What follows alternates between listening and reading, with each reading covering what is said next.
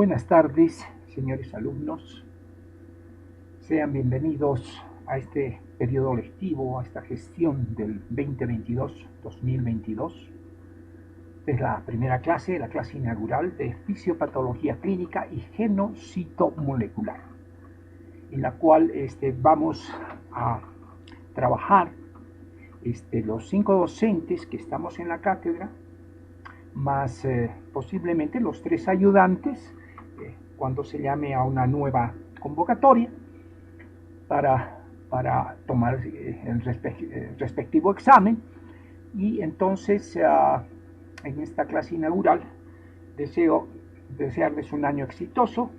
Debo comentarles que tanto el año el 20 y el 21, las gestiones 20 y 21 han sido exitosas, una más que la otra, y los índices de aprobación han sido excelentes, considerando los últimos 10 años o 15 años o 20 años quizás de la cátedra. Quiero pensar que esto se debe, ¿no?, a ese propósito y esa mentalidad y ese amor que le han puesto a la materia,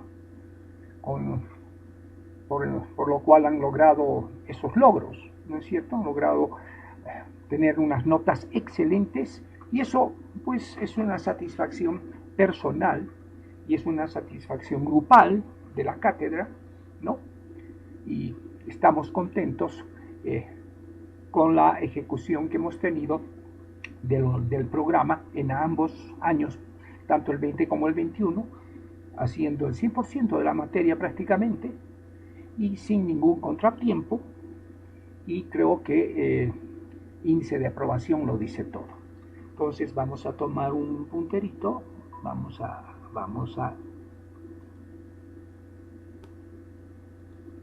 conseguimos un puntero láser para iniciar la presentación de esta clase inaugural, indicando previamente, quiero aclarar, que siempre ha sido un minuto de silencio recordando a nuestro gran maestro, profesor, investigador, el profesor Jorge Ergueta Collao, por quien siempre yo acostumbraba a hacer un minuto de silencio antes de iniciar la gestión de cada año, cuando estaba obviamente como jefe de cátedra.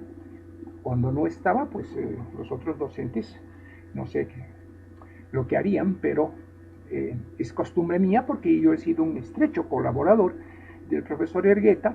Con él hemos trabajado juntos, nos hemos sentado juntos tardes enteras, especialmente haciendo el libro de Fisiopatología Clínica de tomo 1. Entonces, bienvenidos a la gestión 2022, señores universitarios. Bien, el plantel docente pues cuenta hoy para este año con los doctores que ustedes ven en el slide, ¿no? Mi persona como jefe de cátedra, el doctor Edgar Cabrera, el doctor Freddy Sandy, y contamos con 2 nuevos elementos que estoy seguro van a responder a las expectativas, porque han entrado con concurso de méritos.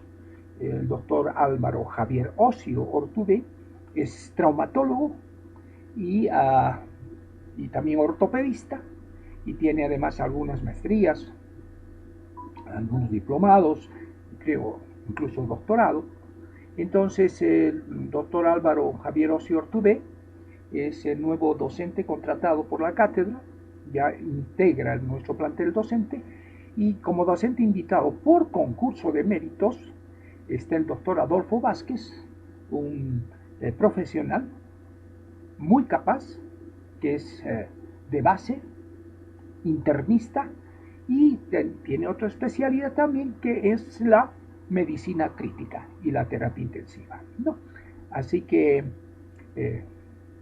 el docente invitado este año se lo echó por concurso de méritos, ya que el año pasado se cursó la invitación a los 2 docentes que trabajaron con nosotros.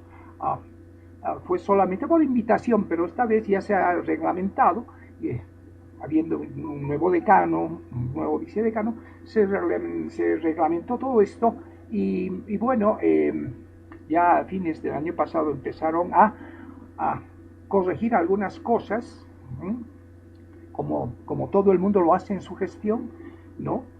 Entonces hay nuevas premisas para incorporar docentes a nuestra facultad y siempre serán por examen o por lo menos concurso de méritos, ya sea con examen de competencia, inclusive por oposición. Muy bien.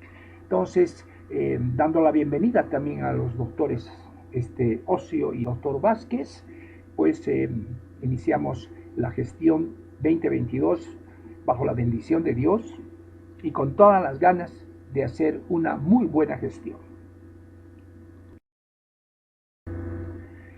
En la historiación, quiero ser conciso, prácticamente lo que quiero detallar es que antes de que existiese la cátedra de fisiopatología, se fundó primero la cátedra de fisiología, de la cual fue fundador el profesor Jorge Ergueta Collao. También él es el motivador para que la cátedra de fisiopatología sea una cátedra independiente de patología, independiente de otras asignaturas, como tiene que ser, dada la importancia de la materia, ¿no? No es verdad que el docente que enseña X materia cree que su materia es lo más importante, no. Ya les dije la frase del profesor Ergueta, ¿no? El médico que domina fisiopatología puede llegar a buscar la excelencia tranquilamente, pero el que no y está adivinando la fisiopatología de la enfermedad que tiene su paciente puede que llegue a ser un buen médico, pero nunca llegará a ser un excelente médico. Entonces el profesor Ergueta, entre los primeros investigadores y maestros, y además estuvo entre los ideólogos para plasmar la idea de iniciar el entrenamiento de posgrado en el Hospital de Clínicas, pues el profesor Ergueta, juntamente con el profesor, con el anestesiólogo Carlitos Castaños, el profesor Carlitos Castaños, son pues los artífices para que se hicieran los primeros programas de posgrado y de residencia médica. Pues esa es parte de la historia y la historia hay que contarla porque ustedes tienen que a su vez contarlas a quienes vienen detrás suyo. Entonces ellos dos tuvieron esa brillante idea. El profesor Castaño llegó a ser secretario de la Sociedad Mundial de Anestesiología, un puesto bastante alto, rara vez alcanzado por un profesional boliviano.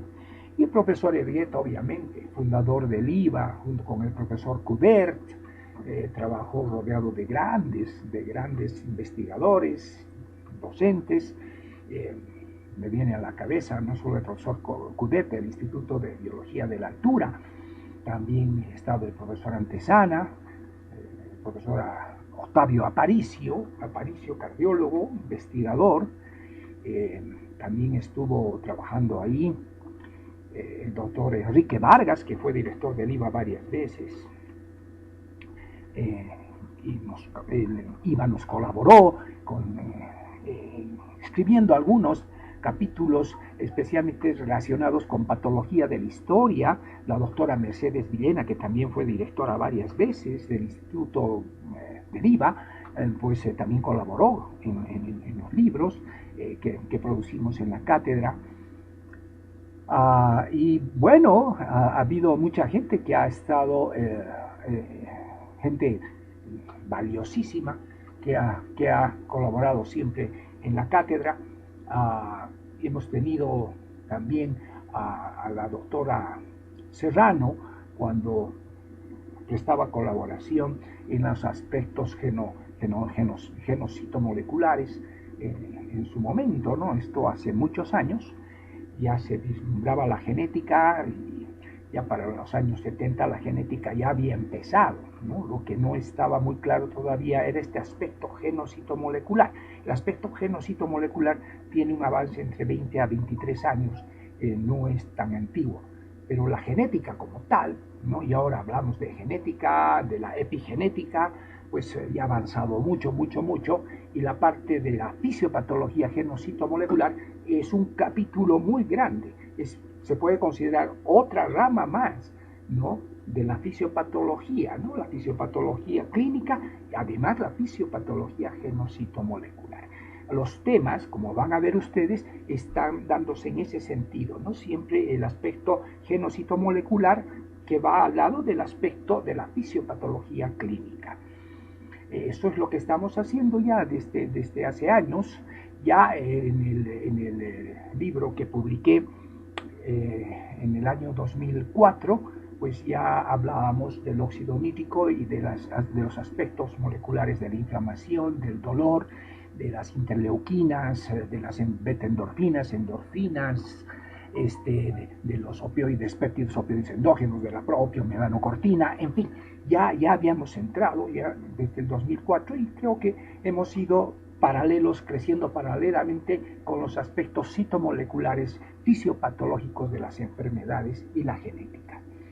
Entonces, el profesor Ergueta, uno de los grandes profesores que ha trabajado en nuestra cátedra y he tenido el honor de colaborarlo, pues es y será siempre recordado como uno de los grandes profesores investigadores que ha tenido nuestra medicina en Bolivia.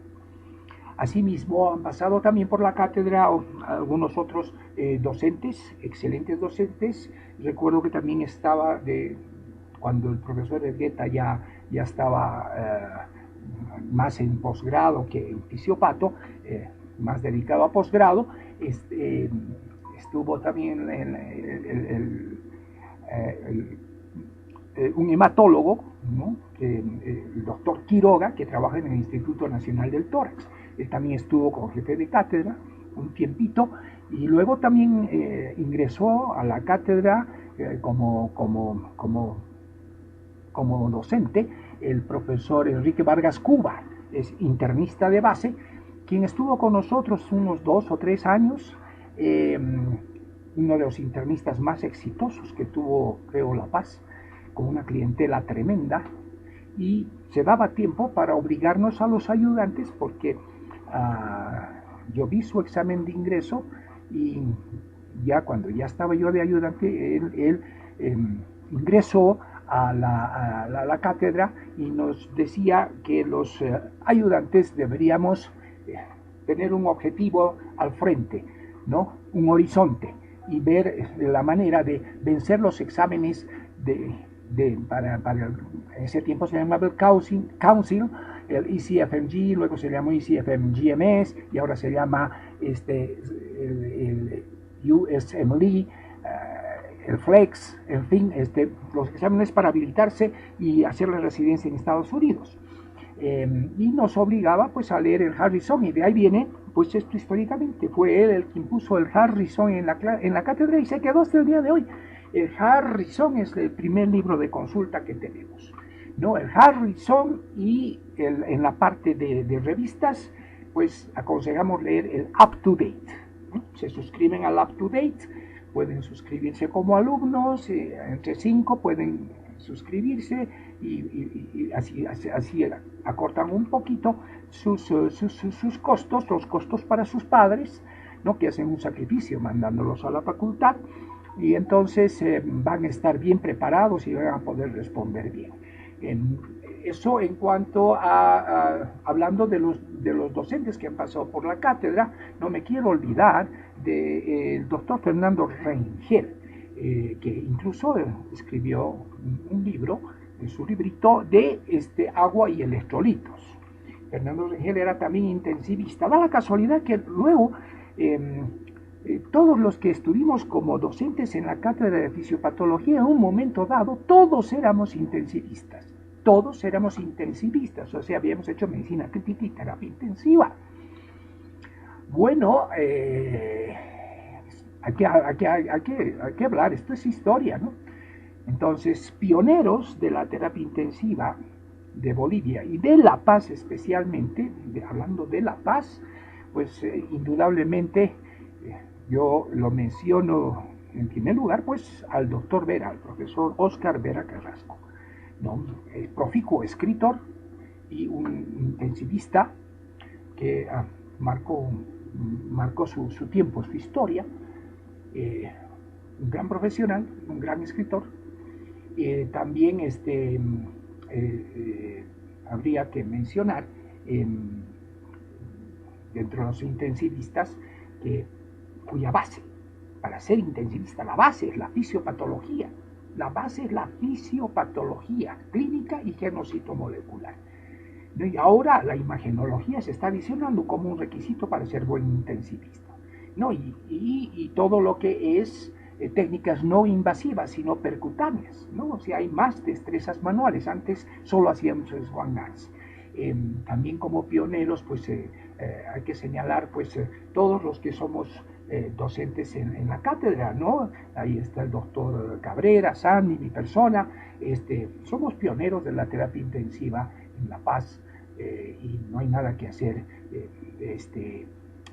Son años que hemos estado trabajando y todos en distintas unidades, en distintos hospitales, ¿no? Entonces, la parte de fisiopatología clínica fue avanzando y luego del doctor, pues quedamos nosotros, luego que se fue el doctor Rubén Vargas a Estados Unidos, donde allá vive, y espero que esté todavía trabajando.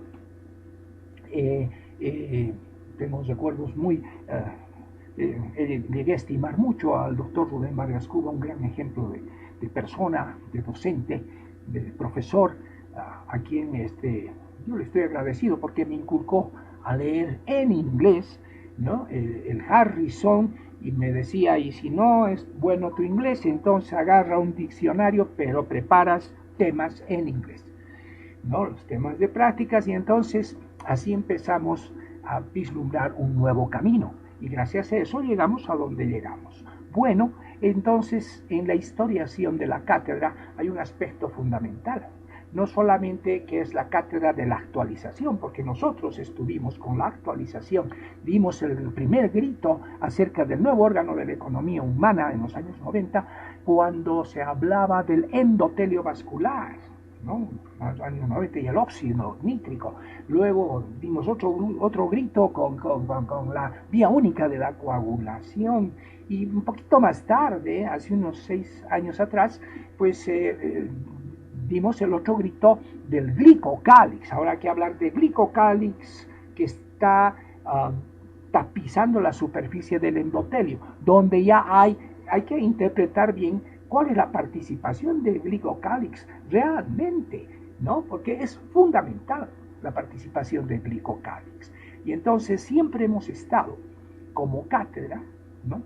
La cátedra de fisiopatología clínica y genocitomolecular siempre ha sido puntal para todo lo que sea investigación y sea además, ¿no?, un elemento de actualización. Siempre la cátedra ha estado a la vanguardia de la actualización y hemos hecho historia en relación a eso también. Y en cuanto a investigación, hemos hecho investigación-acción. Aquí vale la pena citar el nombre del doctor Jaime Evia Rodríguez, ¿no? Uno de los salubristas más grandes que tuvo la Facultad de Medicina, quien me ayudó a confeccionar unas plantillas. El doctor Jaime Evia Rodríguez era salubrista, un salubrista de primera. Me ayudó a confeccionar unas plantillas para hacer lo que se llama investigación-acción, o sea, una investigación en favor de las poblaciones más necesitadas, o sea, del área urbana. Y hicimos el programa y lo llevé a cabo con mis alumnos, ¿no? Y llegamos a hacer en 8 a 10 años a visitar casi todas las provincias más importantes de La Paz, y llegamos hasta el extremo norte de La Paz. Inclusive hicimos en Rurrenabaque, porque San Buenaventura está al frente y Rurrenabaque está al frente. Inclusive para los venianos hicimos un estudio biopsicoepidemiológico este, económico, social, con todas esas características de las poblaciones que visitamos, ¿no? Dejando esos trabajos de investigación en los diferentes municipios, con los cuales los municipios hacían su programación de salud pública y les servía de mucho para trabajar y saber cuántos habitantes tenían, qué enfermedades prevalentes tenían, cuáles estaban, qué endemias tenían, qué tipo de sociedad, cuál era el ingreso per cápita, en fin, de sus habitantes, en fin, todo aquello dejamos, y obviamente la cátedra de fisiopatología se benefició, porque los alumnos que viajaban conmigo, que no eran pocos, alguna vez llegamos a viajar ahí con 7, 8 góndolas, éramos casi 200 cuando fuimos hasta Rurrenabaque, cuando llegamos, y ese fue el último viaje, pues nos nombraron en todas las provincias huéspedes ilustres, porque además de ir a trabajar y trabajar duro, 5 a 6, 7 días de trabajo duro, de 7 de la mañana a 8 o 9 de la noche, de trabajo duro, descenso, etc.,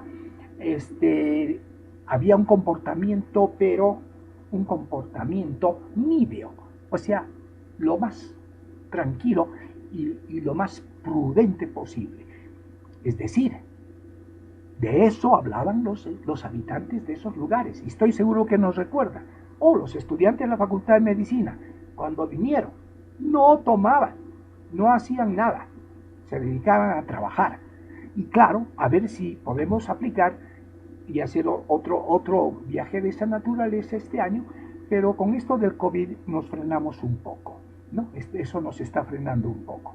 Entonces se han hecho más de 700 trabajos de investigación acción, ¿no es cierto? Y entre ellos los de investigación acción y otros que han sido revisiones bibliográficas, otros que eran trabajos piloto, algunos trabajos piloto, en fin, algunos descriptivos, en fin, más de 700 trabajos, un trabajo de gasometría arterial que me acuerdo que lo hizo un grupo gracias a la bondad que tuvo alguien que estaba de director en el hospital de la mujer, que tenían un gasómetro ahí, pudieron hacer una investigación acerca de la gasometría del neonato en el momento en que nace, en los primeros 10 minutos que nace, cómo se comporta la gasometría. Me acuerdo muy bien de ese grupo que trabajó haciendo esa investigación. El que manejó ese grupo precisamente es actualmente pediatra, y creo que es pediatra intensivista, ¿no?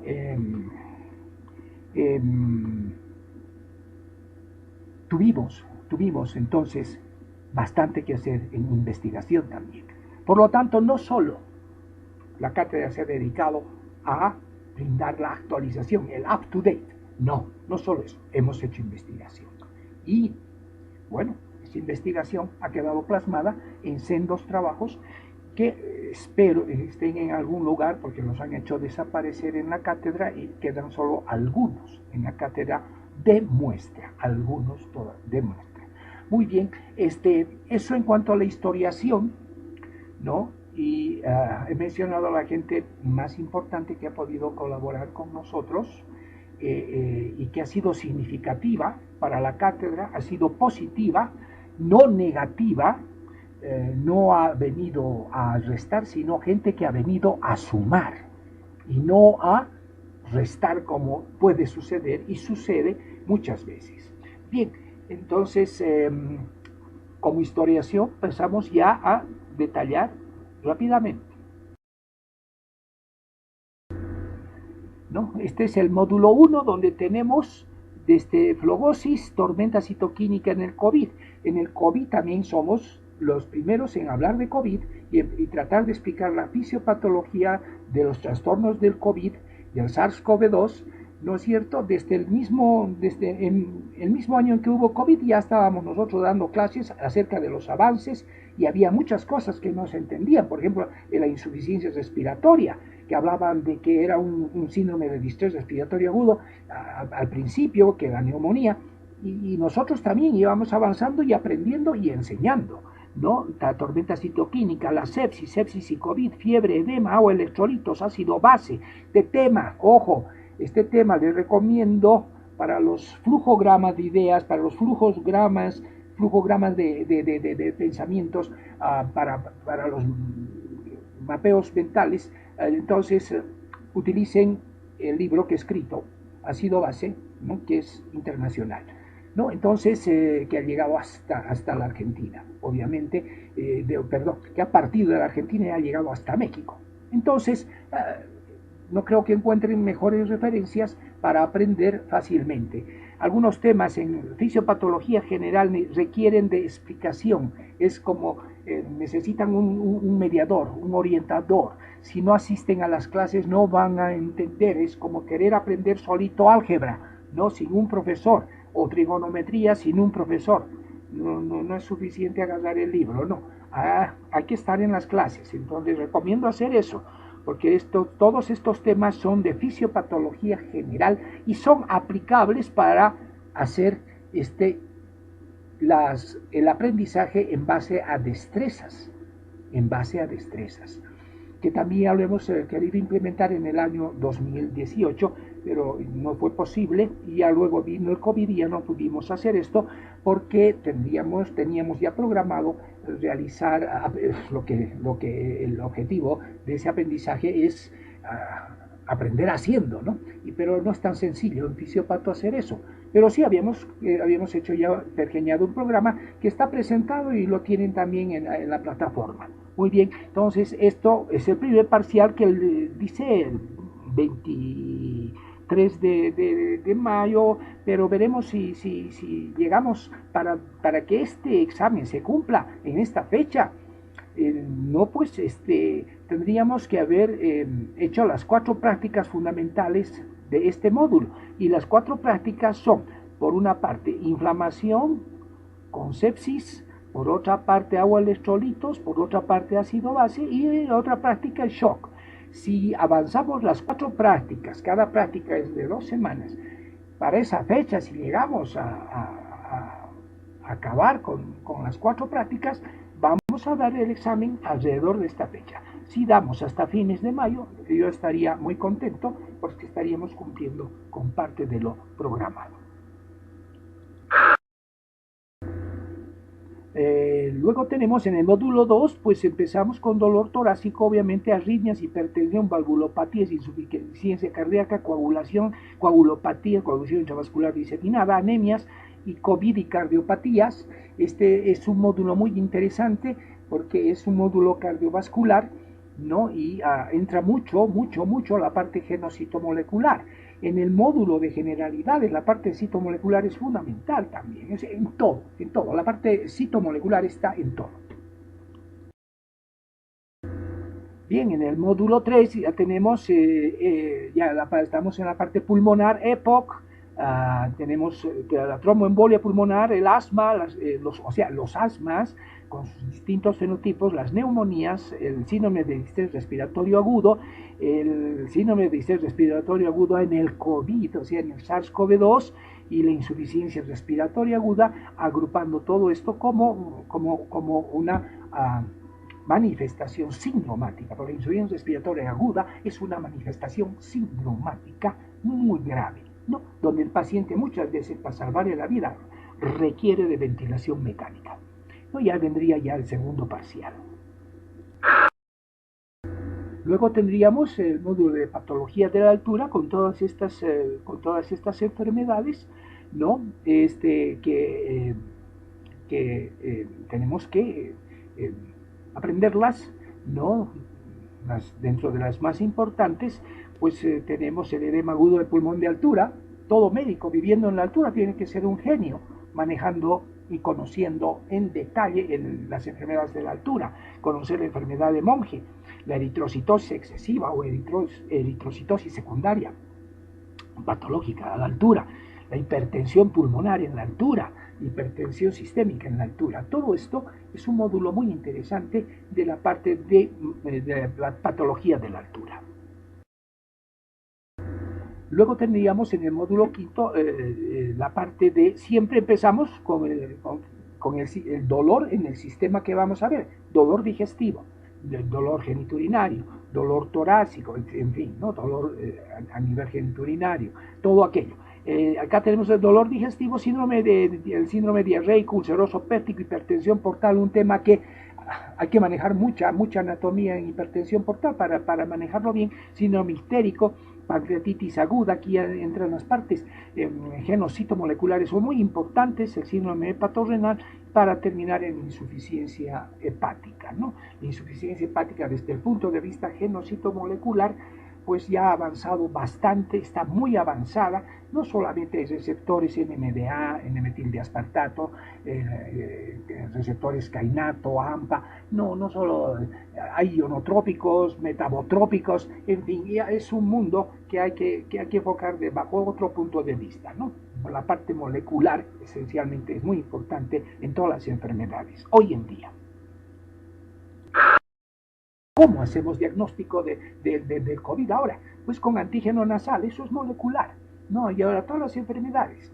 En el año, precisamente en el 2020, viajé a un congreso en Estados Unidos, en Orlando, de medicina crítica, de pulmonares, y resulta que ahí todo era genocisto molecular, bastante, y ahí ya se estaba hablando de la circulación del ECMO, de la oxigenación por circulación extracorpórea, y ahí pude enterarme y todavía no había aparecido el COVID. O sea, ya estábamos con COVID, pero por suerte, a la semana que llegué yo de ese congreso, se cerraron pues los aeropuertos, todo, y empezó la pandemia.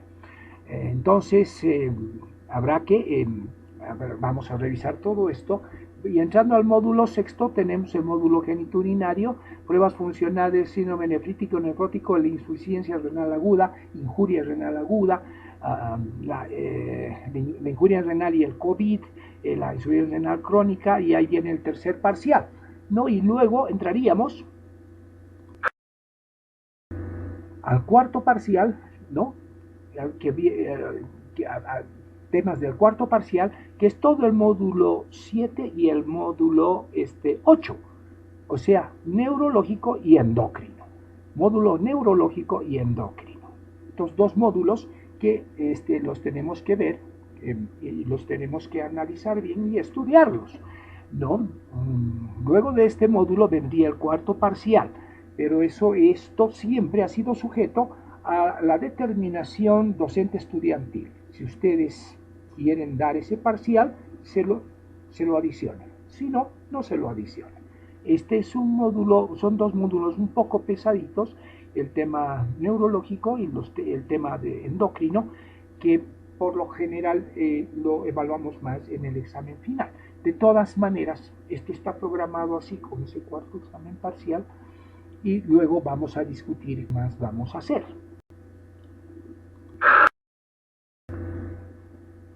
Entonces, hablando de competencias y destrezas, y digo esto porque esto ya lo he presentado desde hace 6 años atrás, esto que están viendo ustedes lo presenté hace 6 años atrás, ya para optar por los primeros 3 años que estuve como jefe de cátedra, ¿no? En el 2015, ya presenté todo lo que era competencias y destrezas para fisiopatología, y aquí traigo solamente un ejemplo de lo que son los objetivos específicos instructivos y educativos, ¿no? Instructivo y educativo.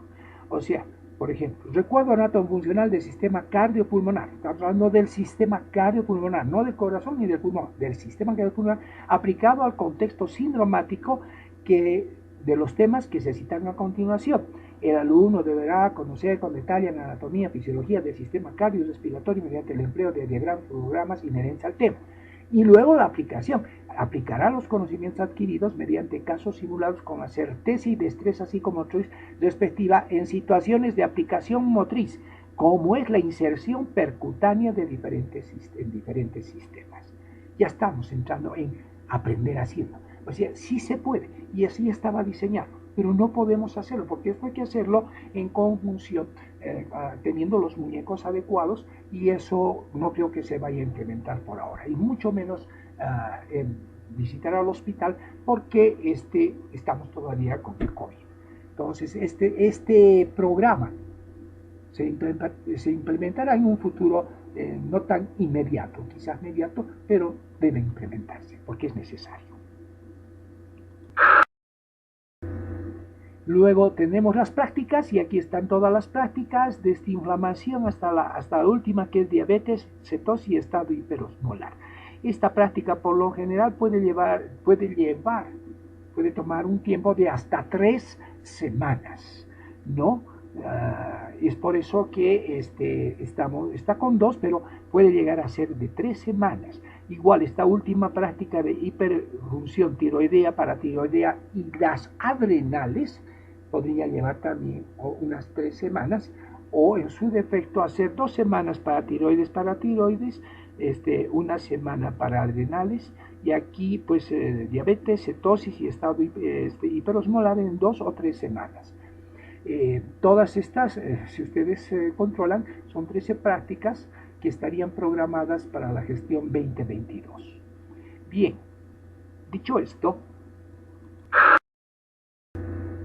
pues los textos de consulta básicos, ya saben, el texto básico fundamental, medicina interna, ¿de quién? De Harrison. También pueden leer de Oxford, de Harvard. El año pasado he pasado en PDF, les he dado a los alumnos, a los chicos, pregunten a sus compañeros de fisiopato que han vencido la materia, pues del 21, ¿no? Medicina interna de la Universidad de Oxford, de Harvard, las últimas ediciones. Harrison, la última edición en inglés, por favor, ¿no? Cecil, o lo llaman Cecil, también es un buen libro de medicina interna. Carreras también es bueno. Y en fisiopatología, pues básicamente todos los que ven aquí, Soderman, Marra, Gaiman, en fin, todos estos. Y en la parte de fisiopatología genomolecular, pues diversos autores, ¿no? Todos son buenos. Y como texto de consulta, segundo texto de consulta, las revistas del Update, el Up to Date. Importante. Entonces, ¿cuáles son los textos de consulta? Harrison, última edición, Up to Date, para estar al día. Y los docentes tenemos la obligación de ponerlos al día a ustedes, pero ustedes tienen que venir también con su granito de arena, con su lectura del Update, si es que pueden, ¿no? Cualquier libro, cualquier revista indexada es buena. Cualquier revista indexada a nivel internacional, de las nuestras también algunas son indexadas, pues también vale la pena leerlas, ¿no? Creo que con esto estaríamos acabando, ¿no? El tema prácticamente, ¿no? que es esta clase, y vuelvo a recalcarles, pues les doy nuevamente la bienvenida a la cátedra de fisiopatología clínica y genocitomolecular. Les deseo el mayor de los éxitos en la prosecución de sus actividades durante todo este año, y que los índices de aprobación, ojalá, no creo que pueda ser, pero superen a los años 20 y 21, a las 2 gestiones pasadas, con lo cual yo me sentiría más que satisfecho y bastante feliz si los resultados son positivos, y lo principal, si han aprendido la materia, pues se han enamorado de la materia, y yo, como siempre, seré un fanático de la fisiopatología clínica genocitomolecular asociada a la farmacología por un lado, ¿no? Que es importantísima la farmacología, y la genética y la epigenética y la farmacogénica. Con eso estaríamos completos. Muy bien, creo que eso es todo. Con esto estaríamos terminando, y han pasado 39 minutos, nada más. Buenas tardes y que tengan una feliz jornada.